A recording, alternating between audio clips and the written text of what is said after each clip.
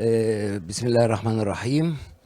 I would start by paying thanks to the Department of Oncology for the kind invitation, Dr. Yossi Rostom, Dr. Omar Shibl, and all the staff of the Oncology Department. I'm delighted to be here. We used to be one family before we have been separated like 30 years ago, and we are still, sure. My presentation today is about molecular imaging of brain tumors. Structural imaging using contrast-enhanced MRI and CT is crucial in the workup of brain tumor. Nevertheless, can be non-specific, notably in the post-treatment surveillance, because both the tumor and the treatment-related changes can appear similar. Recent MRI techniques have been developed in order to decrease the gap between the structural imaging and the functional imaging, like diffusion-weighted imaging, perfusion imaging, including dynamic susceptibility contrast, dynamic contrast enhancement, arterial spin labeling, as well as MR spectroscopy, which gives us a depth into the metabolic status of the lesion or of the tumor. Molecular imaging plays a very important role in the delineation of tumor extent and burden, thus improving anatomical targeting for biopsy, radiotherapy, or surgery.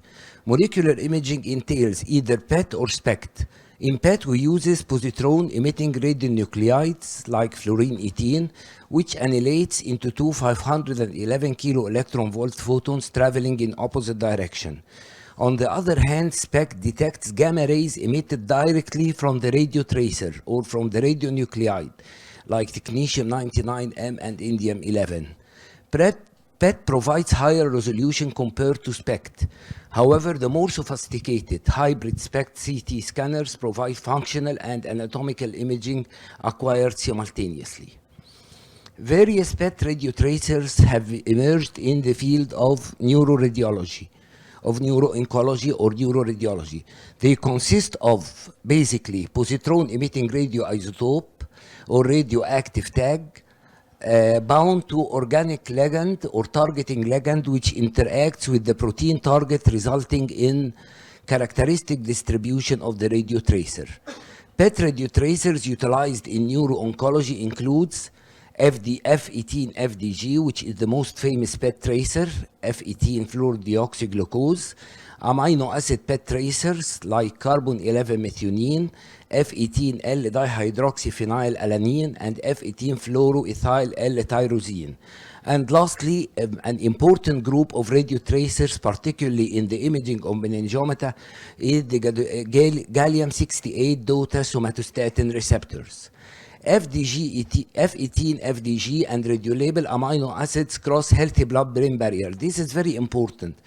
You have to figure out and differentiate between radiotracers which cross the healthy blood-brain barrier and radiotracers which do not cross the healthy blood-brain barrier. The FDG, F18, FDG, and the amino acids cross the healthy blood-brain barrier and thus allows imaging of infiltrative tumors that do not disrupt it. Applications of PET in brain tumors include delineating tumor extent for treatment planning. Sometimes they are far more accurate than the structural imaging. Assessing treatment response in gliomas. Differential diagnosis and detection of meningiomas. Distinction, this is very important, the distinction of reactive post-therapeutic changes from progression or recurrence of neoplasia in gliomas and brain metastasis. And lastly, in the workup and differential diagnosis of primary CNS lymphomas. I'm going to start with the most important PET tracer, which is F18-FDG. It's basically composed of the radiotracer, which is fluorine-18, which is linked to an analog of glucose, which is 2-deoxy-2-glucose. It goes through the same metabolic pathway, and it is a substrate for the hexokinase, glucokinase enzymes involved in early carbohydrate metabolism. So FDG PET basically studies the glucose metabolism, where it diffuses into the cell like glucose, undergoes phosphorylation, and does not go further into the metabolic cycle. And at this phase, we can measure its concentration, giving an insight to the metabolic status of the tumor. Increased uptake in tumors reflecting increased glucose metabolism is common in all malignant tumors related to overexpression of glucose transporter type 1, increased hexokinase phosphorylation. FDG PET is particularly useful in highly metabolic tumors like glioblastoma multiforme, some brain metastases, and primary CNS lymphoma. These are a couple of cases. This is a patient with a huge aggressive malignant meningioma, which is depicted in the FDG PET as increased activity, nearly occupying the entire anatomical site of the brain, together with the metastatic hypermetabolic foci in both lungs. This is a case of FDG PET CT and FDG PET and CT. Actually, the CT has limited capability in identifying the exact outline of the lesion. It demonstrates a space-occupying lesion in the left frontal region with mass effect on the lateral ventricles and midline shift. However, I believe the oncologist needs to need more about the volume of the tumor and how he is going to target it. So the FDG PET here demonstrated the exact outline of the lesion, and this is a co-registered PET CT with the FDG demonstrating again the outlines of the tumor. FDG uptake by meningioma reflects the biological behavior of them. It is very high in atypical, papillary, and recurrent meningioma, or according to the old WHO classification, it accumulates more in grade 2 and 3 meningioma as compared with grade 1 meningioma. Thus, it allows differentiation between benign and malignant meningioma. Again, it can predict survival and treatment response and the possibility of recurrence. For WHO grade 1 meningioma, FDG may be poor in identifying the anatomical outlines of the lesion. Here is an MR image, contrast enhanced, demonstrating the dural-based lesion along the left frontal region with perifocal edema and mass effect upon the ventricular system with midline shift to the right. Here, the lesion is encircled in order to measure its in order to measure the tumor to gray matter ratio, which gives an insight about the metabolic status of the lesion. And next to it is the fused PET MR image, again demonstrating the left frontal meningioma. This image actually demonstrates the major drawback of FDG in the brain. Because what is the drawback of FDG in the brain? There is high uptake by the normal gray matter due to neurons activity. So it decreases conspicuity of the lesions, and even a meningioma with mildly increased glucose metabolism may not be detected.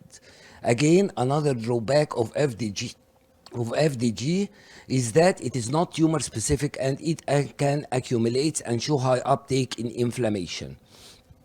Another group of radiotracers for brain imaging is the radiotracer amino acids, which shows increased uptake in the neoplasm, but with very low uptake in the brain, offering an advantage over the FDG. So I can figure out the tumor against the brain with low uptake, and it shows improved tumor to brain contrast. Tracers utilized in neuro-oncology includes carbon-11 MET, amino acids tracers. Here it is labeled with the carbon-11. There is a group which are labeled with the fluorine 18, including F18F-DOPA and F18-FET.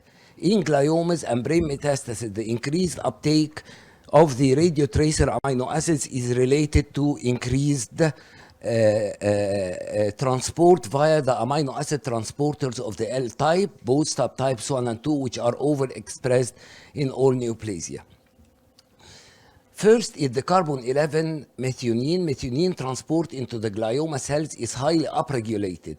And the carbon-11 MET is a marker of amino acid transport and protein synthesis with high uptake in gliomas and meningiomas, and low uptake in the brain, again offering Dear an doctor, advantage. your time. Am I running out of time? With low uptake in the normal brain, allowing better distinction and delineation than the FDG. It can be used for planning stereotactic radiotherapy of skull-based meningioma, which are particularly difficult site because of the adherence of the dura to the osseous structures. Sometimes you are in trouble figuring out whether the osseous structures are involved or not, and it can be helpful in delineating the gross tumor volume. A technical aspect is that due to the short half-life of carbon-11 of 20 minutes, it requires an inside cyclotron. In the contrary,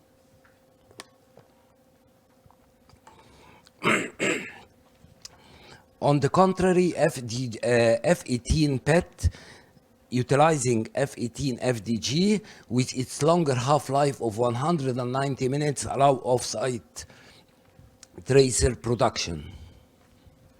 This is a contrast-enhanced MRI image, and this is a FLAIR image.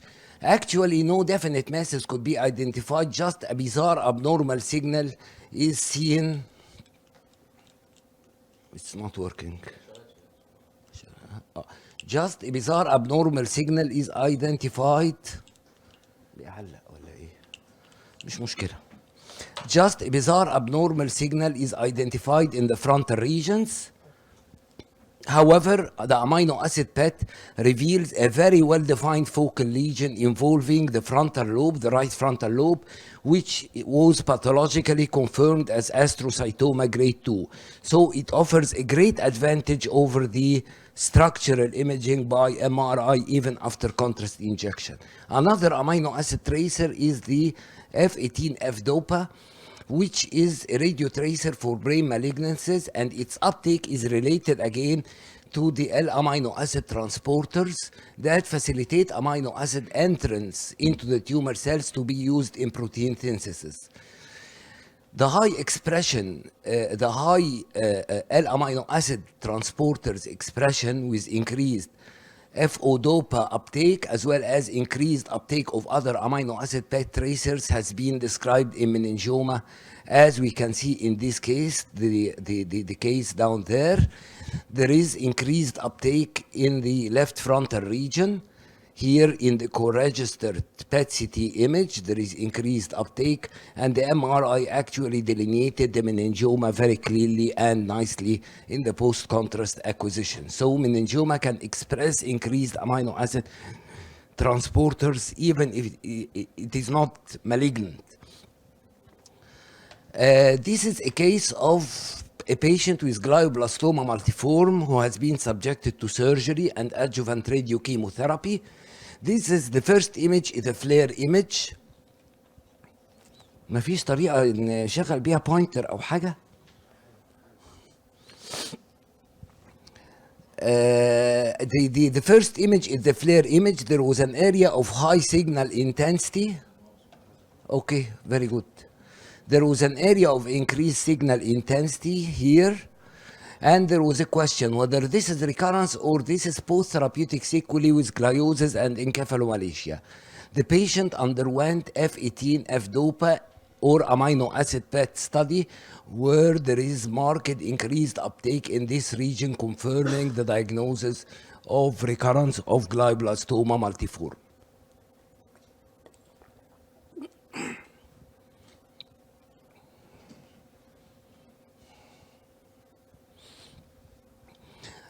Another amino acid PET tracer is the F18 FET or the F18 fluoroethyl L-tyrosine, and sometimes it is referred to as F18 tyrosine.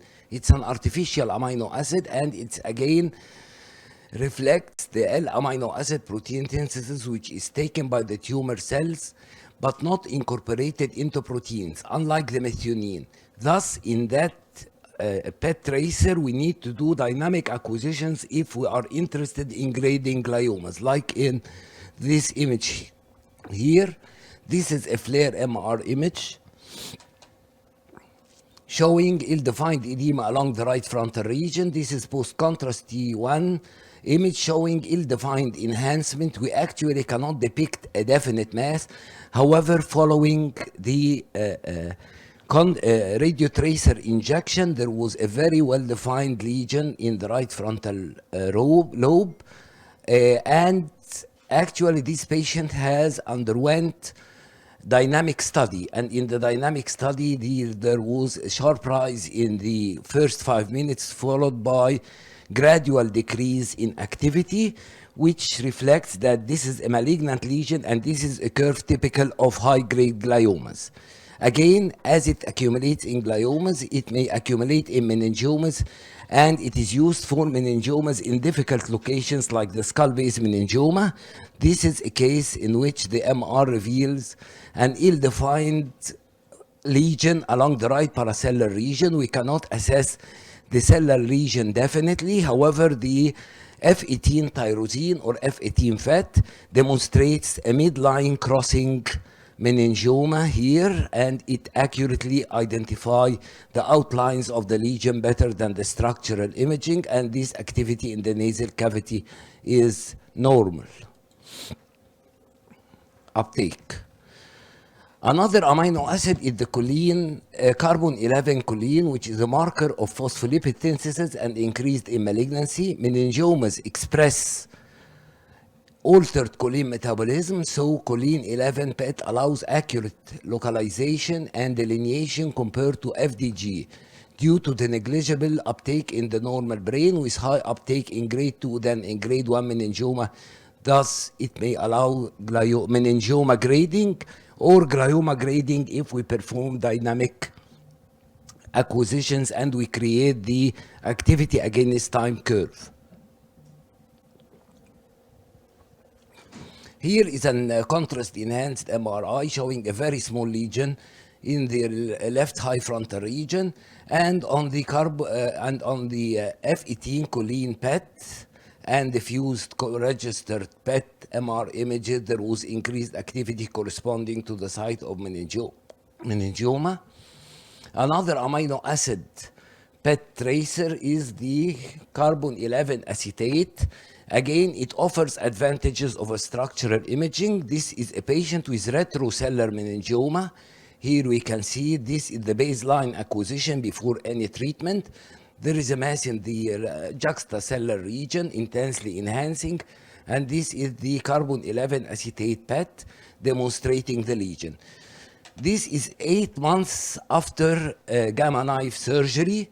There was no significant decrease in the size of the lesion by visual inspection and even by measurements. However, in the carbon acetate PET, there was decrease in activity by minus 23%.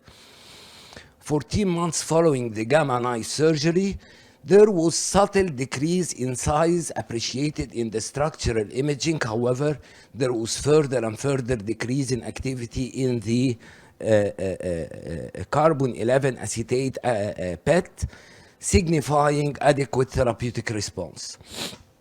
Both glioblastomas and meningiomas can convert carbon acetate into acidic and amino acid metabolites. Thus, it is useful in evaluating meningioma like we see in this case, and it can guide stereotactic biopsy, optimized treatment planning before radiosurgery. Another group, very important group in the imaging of meningiomata, is the gallium-68 labeled somatostatin receptor ligands.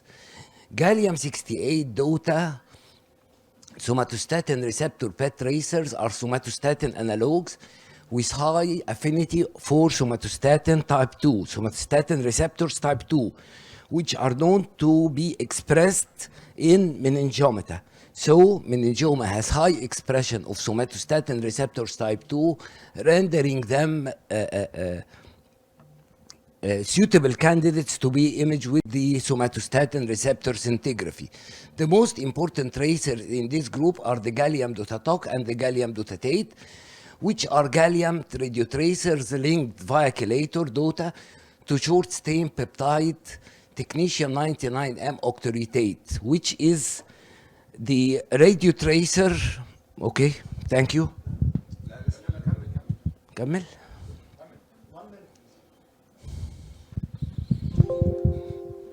Which is the radio tracer utilized for في عشان هبه معتذره for 5 minutes. 5 minutes بالظبط 5 minutes يعني انا مش هخلص بس 5 minutes is okay. الجاليوم دوتاتيت accumulates in meningioma like you see in this case. This is a patient with MRI showing an ill-defined area of abnormal signal along the left orbital wall. Along the left orbital wall or the left sphenoid wing. On PET, on gallium 68, on gallium 68 dotatate PET, there was increased activity along the left sphenoid wing, coinciding with the meningioma identified in the MR image.